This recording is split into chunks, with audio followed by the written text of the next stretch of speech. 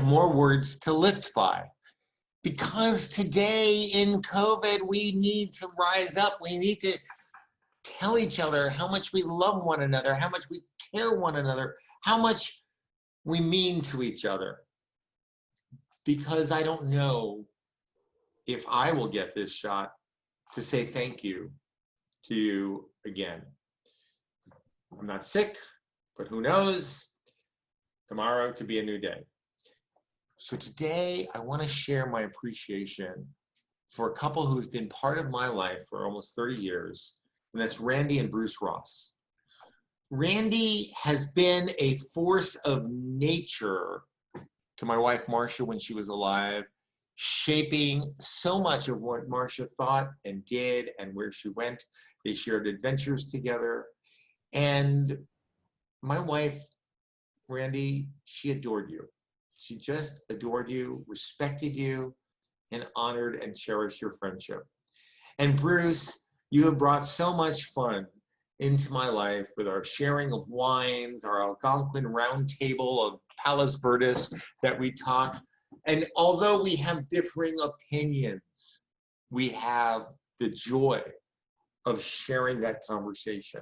And so I'm talking to Ryan Ashley, this wonderful, wonderful poet who lives in North Carolina and who's able to put into words how I feel about you both. Ryan, thank you for joining me today. What have you got? A poem for Randy and Bruce, inspired by Bob Gold. For you, Randy, you are a continuous shine for our lost angel, Marcia, a gift never forgotten. You hold three sums with whom one designs perfect shapes to add inflection to the power of our words, another who finds zest on Broadway sets that rest inspired in his own eyes, and another who tragically fell to the pressures and depths of sad and dangerous waters.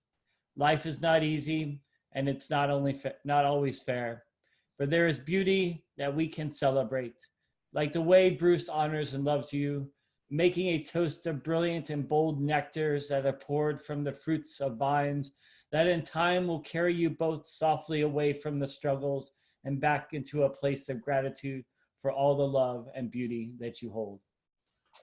That is so nice. Bruce and Randy, I hope you like it. For those of you who don't know all the alliterations to what Ryan was talking about, so I had the fortune of having dinner with Bruce and Randy and another couple, and I said, when we were in high school, when you were going off to college, what were three things that you had hoped to accomplish with your life before you died? And now, as we're at the downslope of our years, what's still out there that you haven't done? And my three things were, I wanted to have an athletic body because I've always been shaped like a pear and I haven't achieved that yet. Still gonna try and get there.